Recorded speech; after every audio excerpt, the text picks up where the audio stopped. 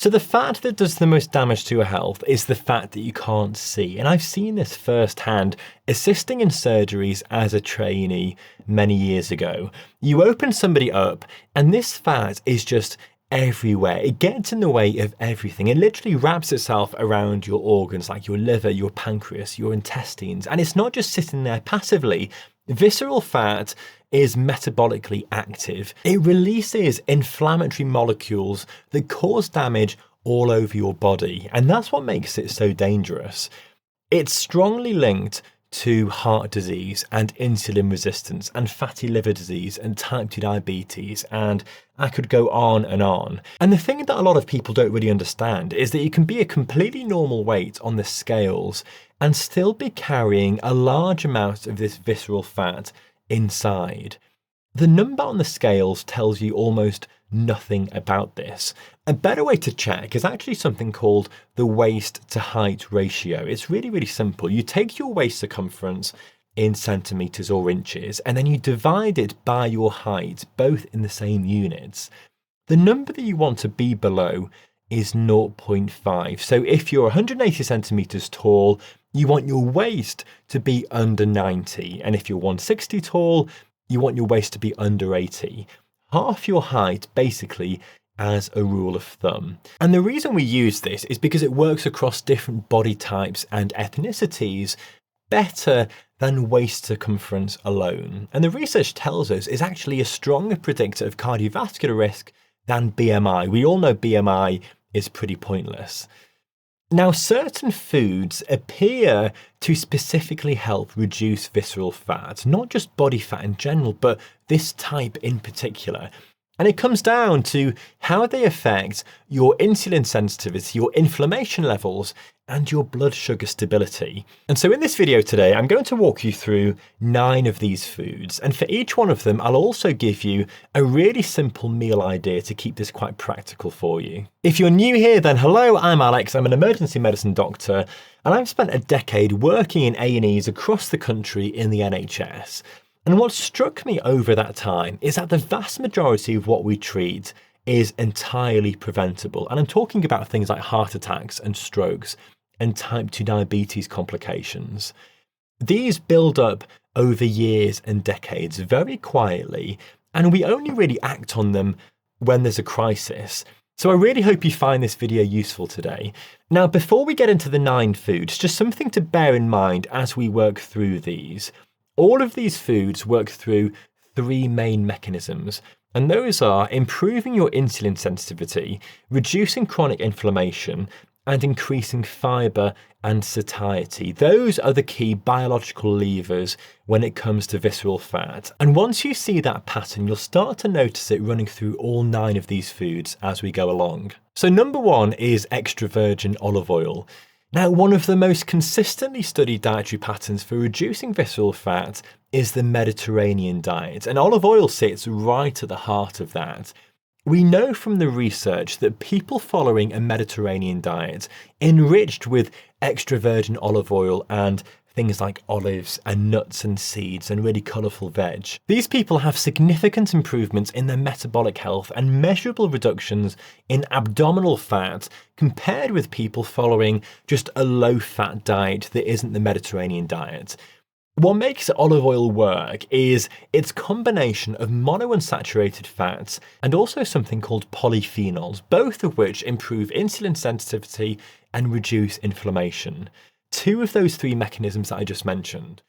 Now, if you're cooking with vegetable or sunflower oil, swapping to extra virgin olive oil is probably the single easiest dietary change that you can make right now. Now, for a really easy meal here, just think of a Mediterranean grilled chicken salad. So grilled chicken, tomatoes, cucumber, olives, feta, dressed with extra virgin olive oil, either with lemon juice or some balsamic vinegar and some salt and pepper. It's really, really simple and quick, and the research backs it up. Number 2 is legumes, so things like lentils and chickpeas and beans, and these are among the highest fiber foods in the entire human diet, which matters a lot here, obviously.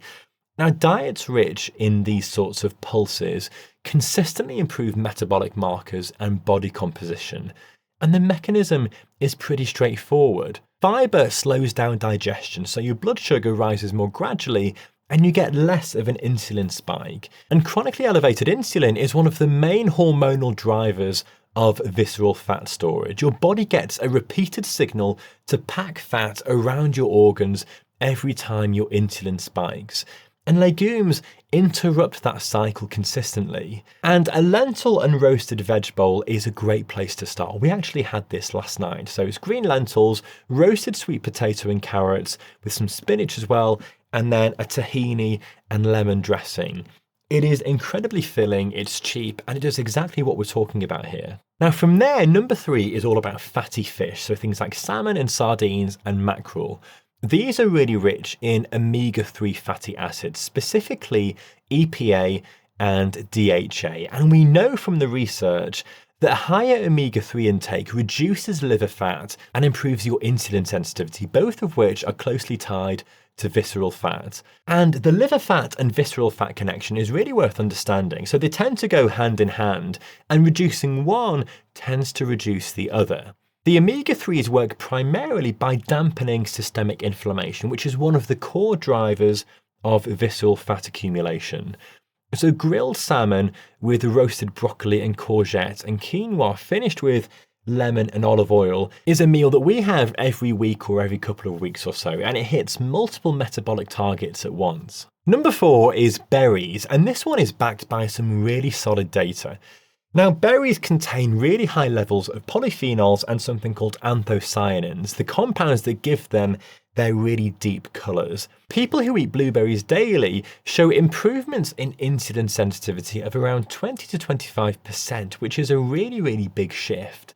And when your cells respond better to insulin, you need less of it floating around your body at any one time, and that breaks the cycle of high insulin quietly driving visceral fat. Now, a really good way of getting berries into your diet is eating them with Greek yogurt, and then just top it with blueberries or raspberries or blackberries preferably, they're my favourite. And then also some chopped almonds or walnuts or pistachios, and then drizzle with a little bit of honey if you need to. This is really high in protein, got lots of fibre from the nuts, and lots of goodness from those berries as well. Which leads really nicely into number 5, which is dark leafy greens, so things like spinach and kale.